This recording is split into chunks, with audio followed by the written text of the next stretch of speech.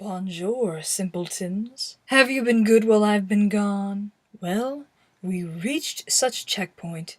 The final 2 chapters of Broken Genesis are waiting for us. If you haven't gotten caught up by now, there should be a playlist thingy somewhere around here.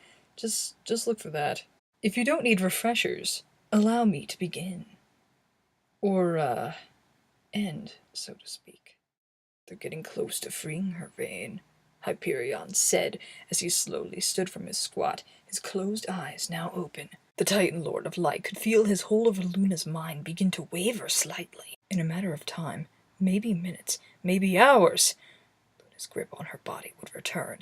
And as she was not native to Mobius, turning her mind dark had been difficult to begin with.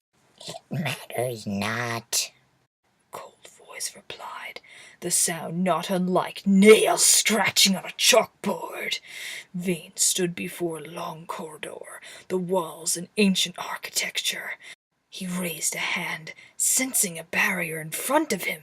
With a chuckle, he let his dark powers ripple through his body, the overwhelming magnitude of them shattering the barrier like scissors cutting paper. Luna was only meant to be a distraction. There is not enough time for them to reach us. Not now. They'll find a way, a defiant shout exclaimed. Vane sighed before turning around to face a tied-up speedster, the villain's shrouded face now oozing with a barely contained cold rage. Vane grabbed the hedgehog by the throat, his hand clenched tightly. The villain then began to let his darkness seep out. The very fear he emanated began to intensify. Speedster's eyes widened as he instantly regretted his words. The hedgehog's eyes fell, his courage drained away in the blink of an eye, as Vane's malicious powers ate away at his will. With the crimson hedgehog now silent, Vane returned his attention to the hallway before him. He whipped out a hand in front of him, ripping apart the walls with ease, revealing several hidden traps. He then placed a hand on the ground, and the infernal contraptions dissolved into black soot before igniting in midair. With nothing to hold back the one-man cavalry, Vane slowly strode forward, senses perked for anything and everything that could be detriment to his plans. Of course, there was very little that could do so.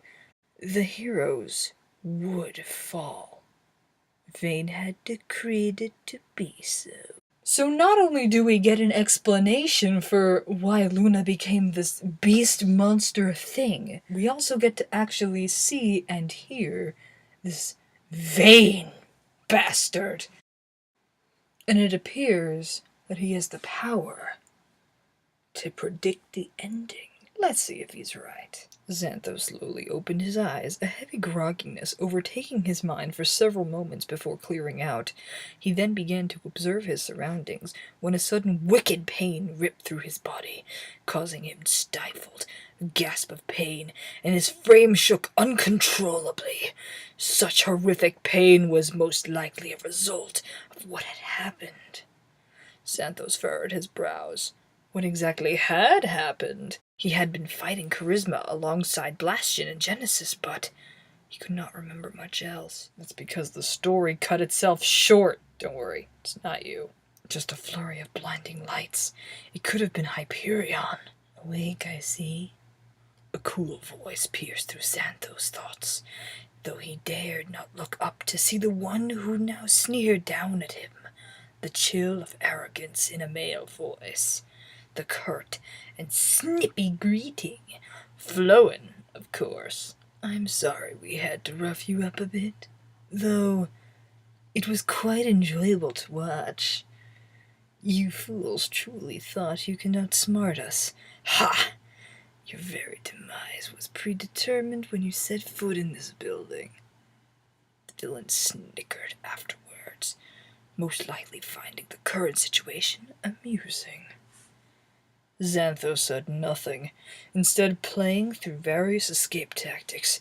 His hands were bound behind his back, and he was sitting cross-legged in what seemed to be a small, dank room. The only thing he could hear was the drip of water from somewhere further down the corridor. Ignoring Flowen's rant about the futility of his situation, Xanthos took note of the bars that separated him from Flowen. A few steady breaths to prepare himself. Go! He suppressed his pain as he twisted his arm with a sickening pop. The ligament slid out of the bindings, and he grimaced as he slowly and painfully stood. Though not even fully on his feet, he felt himself calling upon the forces of nature. He rarely asked for favors. As he popped his arm back into place, he could feel the spirits of nature heed his call and fill him with their power. Flowen had no time to react as Xanthos grasped the bars, the gift of his hereditary Physosoma powers, allowing him to manipulate physical properties of the bars and to make them more malleable. Though to Flowen, it seemed as though Xanthos had bent the bars with sheer muscle. The villain raised a hand as to call the power of the ice to his side, but Xanthos' thunder shocks were able to paralyze his body before the action was completed. Flowen fell to the ground, his body seizuring as electricity coursed through it. Xanthos glared at his fallen foe before a nearby groan caught his ears. He slowly crept towards the sound, mentally listing the possibilities of who the voice could belong to. It came from the cell block next to Xanthos, and in the corner of the room, Blastion had regained consciousness. "You okay?" Xanthos finally asked, getting the Firefox's attention as much as he hated the guy. Xanthos had to ensure everyone got home safely. He had severely underestimated the threat, and charging in with so few allies had been costly. Be better when I can smash some heads, or get uncuffed.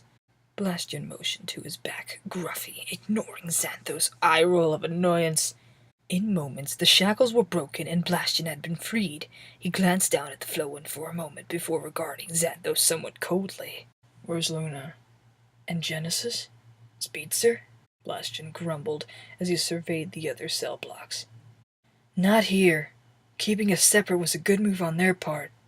It's harder to coordinate our efforts like this," Xanthos replied, more to himself than to Blastion. He approached a steel door, whose hinges seemed to have been bolted shut. He motioned to the Firefox, who nodded as Xanthos took a step back. Intense heat rippled off of Blastion's form as he gathered dust particles in the room with his magic, turning the dirt and debris into volcanic emissions in mere seconds, before launching the sphere of lava at the door. It sizzled through the steel, oozing a hole through it, to the outside. The two kicked down the door in unison and dashed down the corridor, putting aside their differences to save their friends and potentially their very world. And then they kiss. With Luna's psychic holding fast, Poinsettia found herself calling for the plants to keep restraining their target, hopefully long enough so that the corruption over her could be reversed. She looked back at Rave and Alex for a moment before returning her attention to Luna. Her abilities may not be able to help there, but maybe they could? "Any ideas on how to help her?" Poinsettia asked firmly, turning back to the others. "I might," Alex said for a moment. "But I don't even know if that would be possible. I was hoping my Claw of God could at least temporarily purify her mind." "Perhaps. But it seems that the corruption over her is fading. Not fast enough for our purposes, though." Rave mused wistfully. He cast a look to Alex. "Do it." Alex suppressed a gulp. With nothing more than a hopeful wish in his mind, he approached the thrashing Luna. Taking a breath, he placed his metal claw over Luna's forehead. Instantly, her eyes began to emit pure white light as she began to scream as convulsions took hold of her.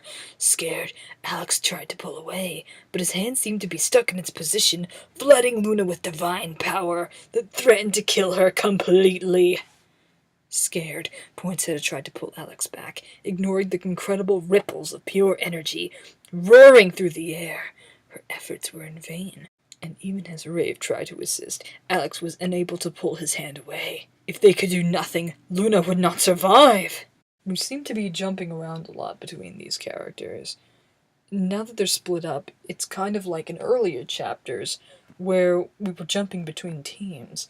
This time, it's Team A, Team B, and then all the little teams in between. This is a lot to keep track of. Hey, there, to the right. Oblivion gazed to the west, following Emily's pointed finger until he noticed a dark form slumped in the ground. Running towards the downed figure, Oblivion quickly placed his fingers on Spirit's neck, checking for a pulse. A few moments went by, with Emily and Juliet watching nervously nearby. Though faint, there was a pulse. Oblivion stood, knowing Spirit wouldn't last much longer. Anyone know how to heal non-omnipotent extraterrestrial celestial entities? Oblivion murmured under his breath. A sudden snap of twigs caught his ears, and he spun around, scanning the vicinity shrouded by light nightfall.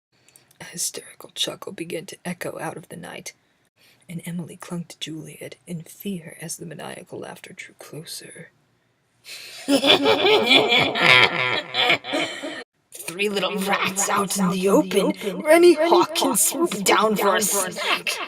The voice crooned, and Oblivion stood protectively in front of the girls. He couldn't tell where the voice is coming from. It seemed to come from multiple locations with equal sound, disguising its true origin. A sudden torrent of flames roared past the quartet, hailing the one who had chosen to attack them. Oblivion strained his eyes to see their attacker, but could only make out a silhouette coming from the flames in front of them. Spirit groaned softly, his eyes fluttering open as he regained consciousness. Make that 4! Scum the Hedgehog unsheathed his blade and ran towards the group. Gritting his teeth, Oblivion summoned his twin blades and ran forward to meet the Crimson Hedgehog in battle. I'm sensing several bioelectricity fields inside, Xanthos muttered under his breath as he knelt outside a dungeon room, the shadows of musty tunnels surrounding his presence. Blastian had squatted down next to him, his eyes trained on the bolted door. So now what? We bust down the door and knock their lights out? The Firefox replied as he glanced at Xanthos. His question was only met with a sigh. It seems we may have to use brute force. I'm sure you don't mind. Before Xanthos had even finished, Blastian had charged out of the darkness with a feral roar. His hands were thrust in front of him, and lava erupted from the ground, several small spouts melting the bolts on the door, causing it to fall. The Firefox leapt through the doorway and was greeted by a Goliath-like hand of bone striking him in the face. Blastian was sent flying backward, crashing not too far from Xanthos. You could have told me Charisma and her undead were in there, Blastian growled as he glared at Xanthos. You would have done the same thing either way, was the ninja's sly response. Blastian threw him a cold glare, but stopped when he took notice of the undead Goliaths forcing its decayed body through the doorway into the tunnel to confront the two heroes. Charisma herself followed moments after, her eyes lingering on Xanthos for a moment before she began to address them. You've come far, I'll admit that, but your escapade ends here. There will be no victory for the Genophores this night, the necromantress crooned as she placed a nurturing hand on the Goliath. Her eyes flashed. Behind Charisma, Xanthos can see Genesis handcuffed to a wall, his staff nowhere to be seen. The hedgehog seemed unconscious, or at least Xanthos hoped he was. He redirected his attention to Charisma, bracing for combat. She lifted a hand. Kill them. Blastian and Xanthos quickly dove to opposite sides as the giant mammoth's hand came crashing down on them. Charisma smirked, glee seemingly exuded from her being, and yet, inside, this was the last thing she wanted. The facade of being a cold-hearted necromantress had splintered long ago, and all she wanted was a break from the chaos and destruction. Maybe a normal life. But in the world she lived in, there would be no such respite. Blastian executed a backhand spring as the undead's fist drew near. Now, out of range of his opponent's attacks, he began to call forth lava to engulf his foe. Massive spouts of the liquid fire erupted from the ground, drenching the undead in the process. The smell of burning flesh filled the tunnel as the Goliath let out a terrible roar and fell to a knee, the lava now eating away at its exposed torso. Once again, Xanthos initiated his Physosoma, making the lava covering the Goliath much more dense and harder to maneuver in. As Blastian hardened the lava covering the undead warrior, Xanthos made a second push, and the mammoth creature let out a final terrible roar as it came crashing to the ground. Charisma took a step back, surprised, seeing Blastion running towards her, lava swirling around his fists. She closed her eyes in fear. Perhaps the only way to escape the facade was to embrace death itself. She could feel that incredible heat from Blastion's power wash over her. But she felt no pain. Confused, she cracked an eye open, surprised to see the lava seemingly flowing over and around her, as if she was protected by a bubble of some kind. The lava could not permeate. She looked to the right to see Xanthos, holding up a hand out towards her, brows furrowed in concentration. Blastion, on the other hand, looked furious. "Xanthos! What the hell are you doing? We should kill this wench!" Blastion roared as he tried to force the lava to break the unseen shell protecting Charisma. "No," was the reply. "To kill her is obscene." Xanthos stared at Charisma, his icy blue eyes connecting with her own lavenders. She studied him closely, getting a feeling that he was pitying her. Why? Why would he feel sorry for her? "Calm yourself," Xanthos' voice broke out her train of thoughts. "The Islaro clan is highly adept at feeling emotions. Essentially, to read your emotions is to read your thoughts, and Charisma, you..." He trailed off for a moment, as if choosing his next words carefully. "You truly wished to die a few moments ago, did you not? I sense despair, guilt, shame, loneliness, and so much regret. Why do you feel as though you must shoulder an identity that causes you so much pain?" Xanthos murmured. His own eyes seemed to reflect Charisma's feelings, but she found herself a loss for words. Blastion lowered his hands and the lava came to a rest on the tunnel floor. "I've known you were good at your core, Charisma, for a long time. And I understand you feel much hatred towards Luna. I can relate to that with my own brother, but the charade you've been performing, it met its last act years ago."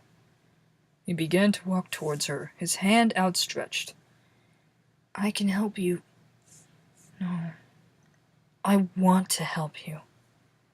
I want to be someone you can rely on. I want to be your friend." Charisma placed a hand over her mouth. Her cold mask shattered as tears began to stream down her face.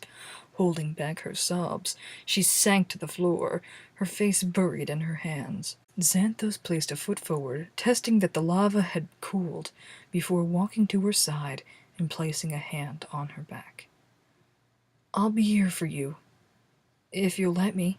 Xanthos' voice became soft as he knelt next to her, his voice caressing her ears. Maybe it wasn't too late. Maybe she could still turn her life around.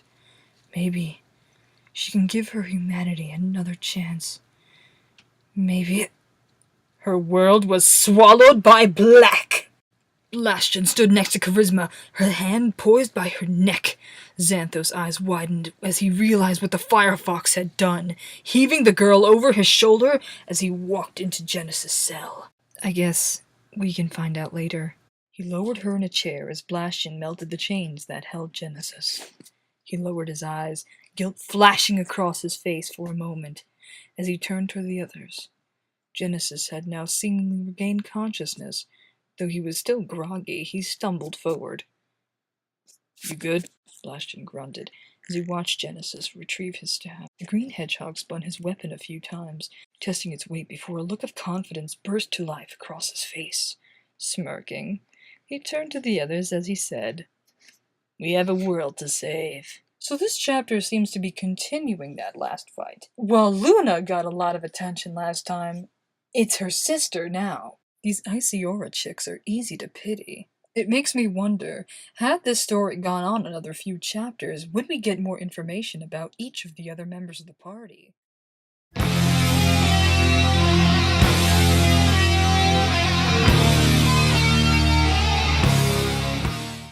Oblivion grunted as spears of ice erupted from the ground beneath him, their jagged edges ripping into his clothes as he dove to the side.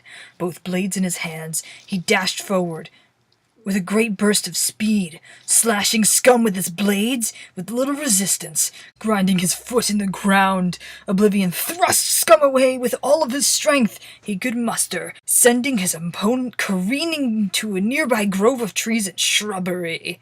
Narrowing his eyes, Oblivion sprinted after his foe, his swords glowing with arcane light, and his adrenaline began to increase.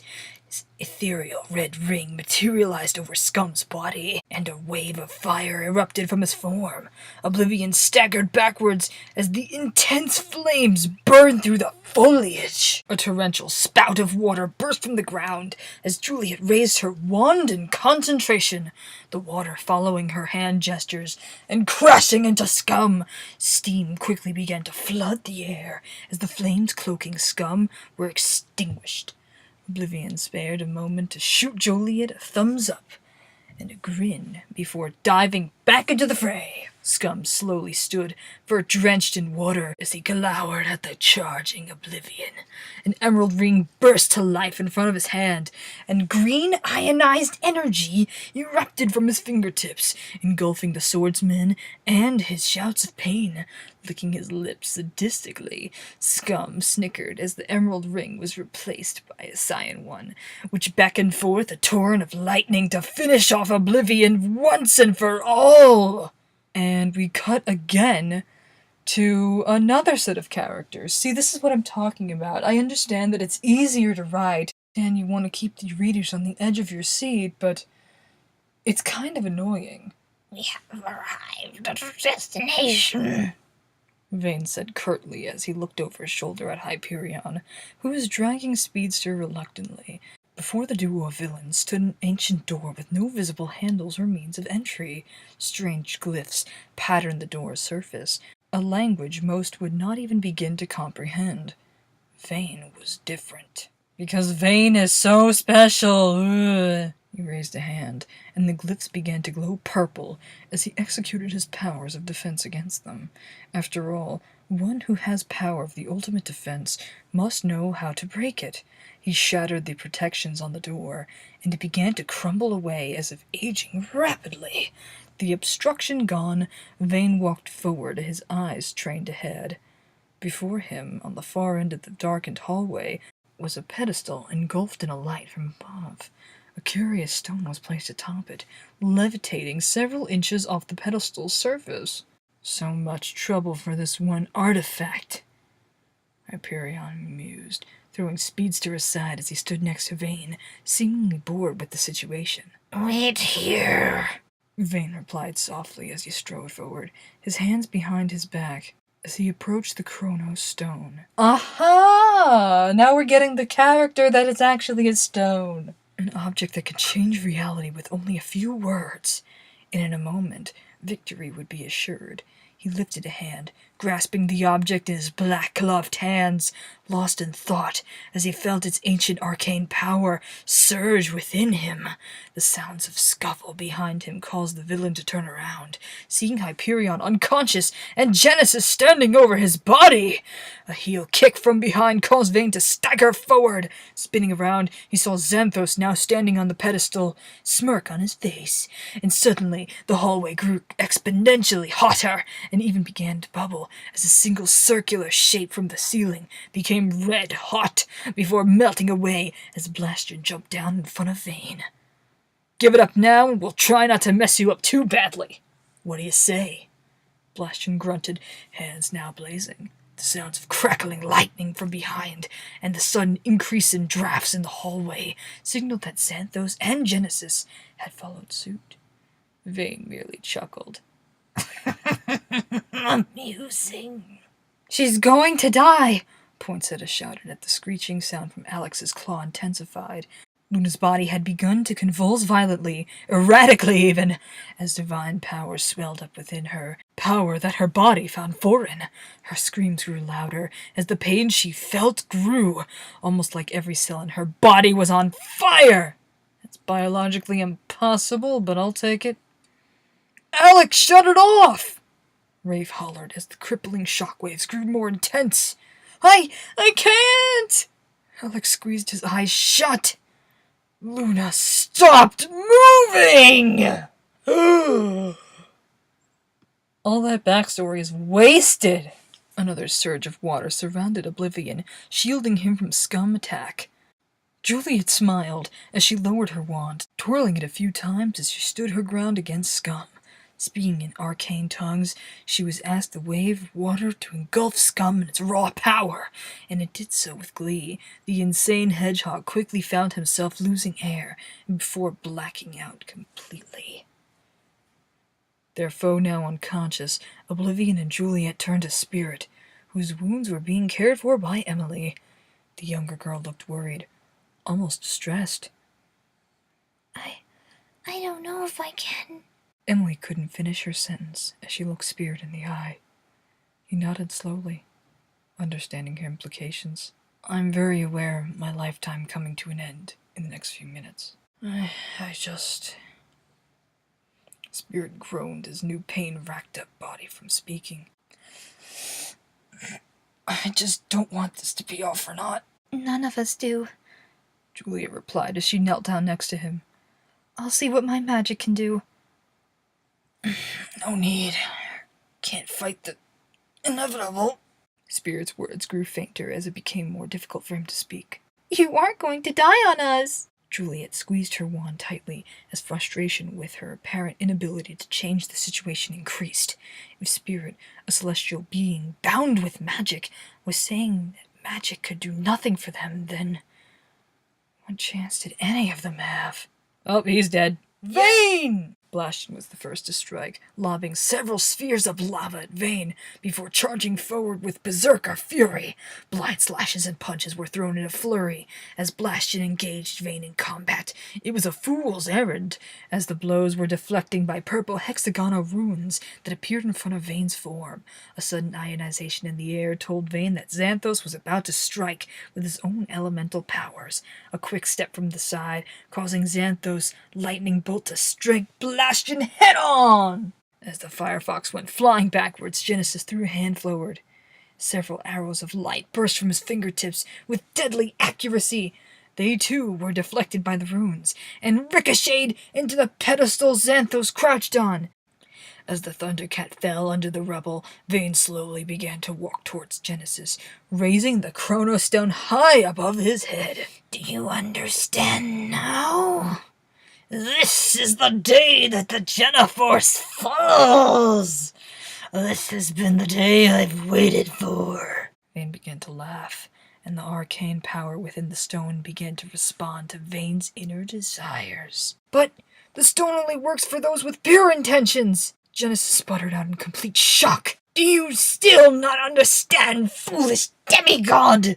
My intentions are pure evil! The building began to rumble as the very fabric of reality began to unfold and reshape itself. No, the very universe was shaking at its core as past began to shift, futures began to mesh, and the present itself, a convoluted spiderweb of every timeline that could ever been! What the fuck? The hallway had long deteriorated into an expanse of pure white, with only strips of zeros and ones to fill the void. Genesis spun around, bewildered as he took in what was potentially the beginning and the end of all times forever.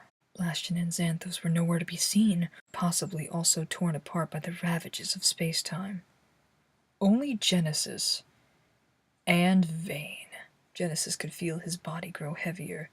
Not too long from now, he too would be a forgotten memory, a lost idea in the never-ending waves of eternity. He fell to his knees, his body actually glitching in and out of existence. He never noticed Vayne's footsteps, didn't feel the boot crash into his face, didn't care when the hooded murderer lifted him by his neck. It was all over. Your godlike physiology allowed you to live a bit longer, it seems. But you too will fade in a few moments.